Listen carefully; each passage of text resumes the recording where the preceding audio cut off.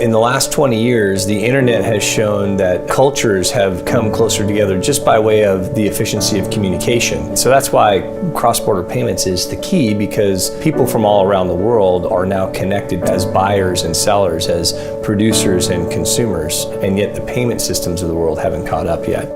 The system today that supports the majority of international transactions is really based on a network infrastructure that hasn't really changed in more than 50 years. But the reality is that it doesn't move at the pace that the new global consumer experience requires.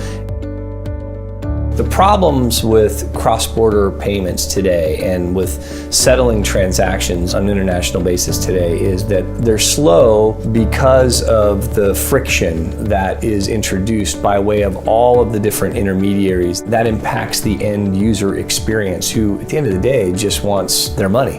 And they just want to know when it's coming so that they can plan accordingly. And the same thing goes for businesses too. In fact, it's even more pronounced for businesses who are trying to manage cash flow.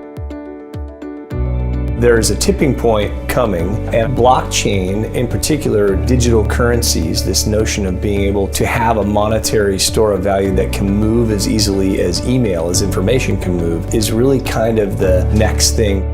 Blockchain changes the dynamic in that you eliminate the need to have intermediaries. You're just dealing with the two end party actors. It's more point to point, so it reduces friction. If you have less stops along the way, you have less cost, less time. Ultimately, that translates into a better overall experience for the sender and for the recipient.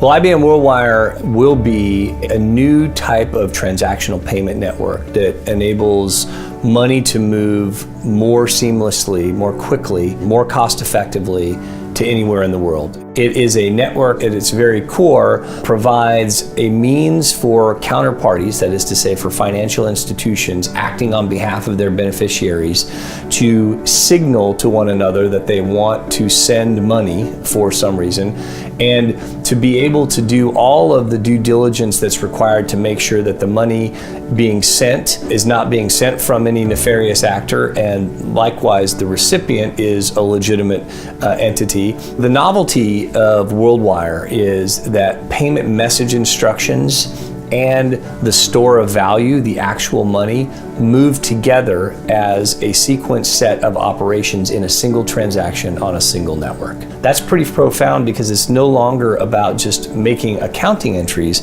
it's also about moving real monetary value in conjunction with those accounting entries. That's never happened before. That's something entirely new. Ultimately, we hope to see a global financial network that represents a real-time facility for moving money from anywhere to anywhere, where a foreign exchange is just an inherent part of the process that happens automatically. The thing that is most exciting in this space, having been a banker for 18 years, just like the internet was a paradigm shift in connecting people and communications, this is an equally transformational paradigm shift. To be a part of that and changing the world is very cool.